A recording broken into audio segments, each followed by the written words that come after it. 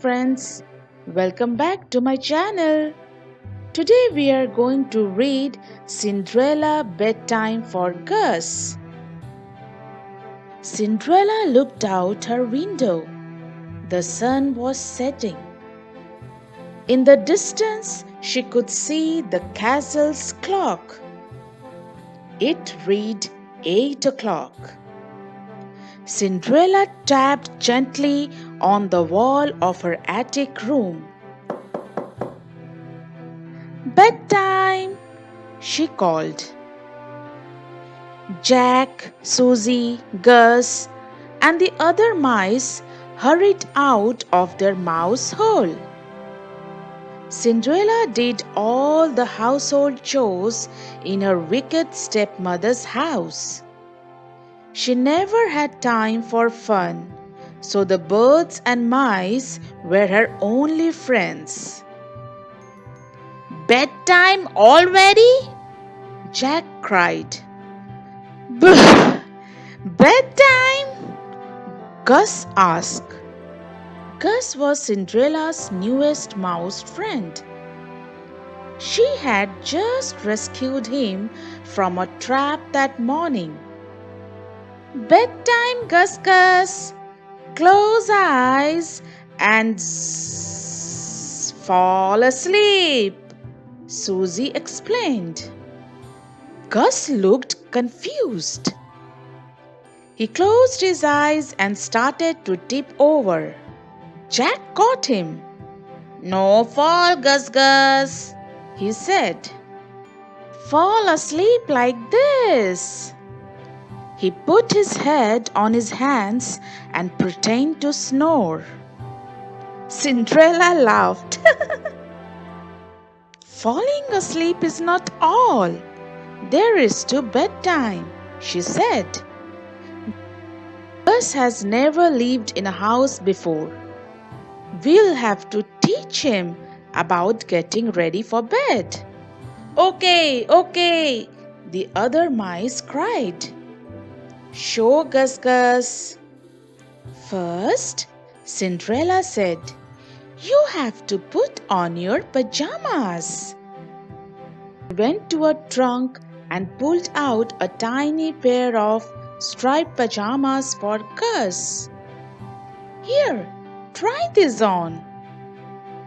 Soon they were all in their pajamas, even Cinderella. That's better, Cinderella declared. Pajamas are much more comfortable for sleeping than regular clothes. Gus nodded. Gus Gus loves pajamas, he explained. Gus Gus wears pajamas all the time. Cinderella smiled.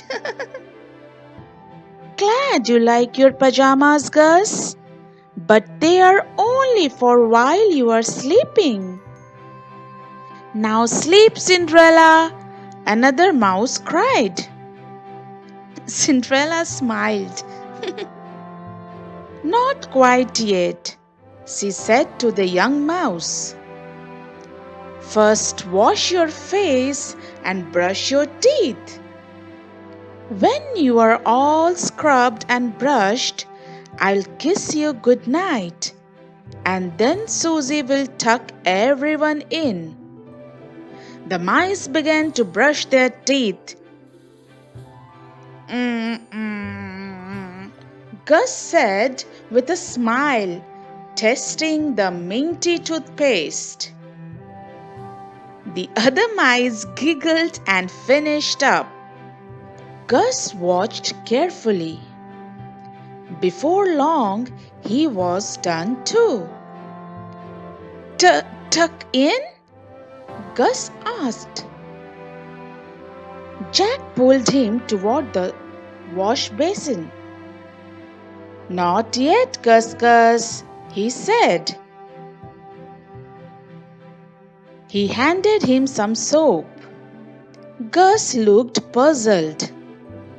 But he watched as the other mice washed their faces and patted themselves dry with old rags. Then he did the same thing. When all the mice were neat and clean, Cinderella kissed them good night. It's time for everyone to go to sleep, she said sweetly. Follow me, Jack told Gus. He ran to his little bed and hopped in. Then he pointed to the bed next to him.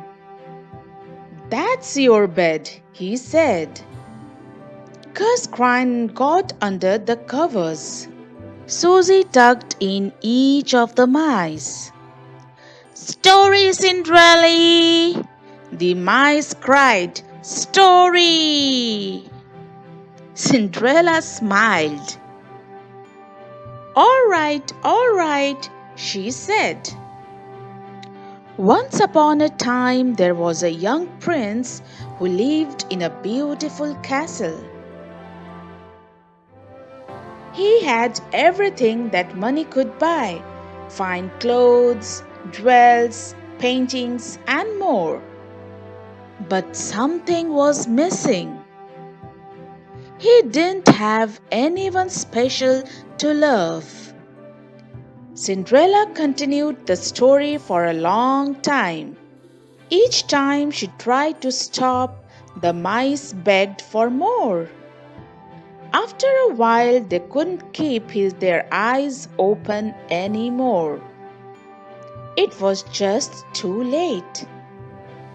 When the last mouse had fallen asleep, Cinderella tiptoed to her own bedroom and climbed in.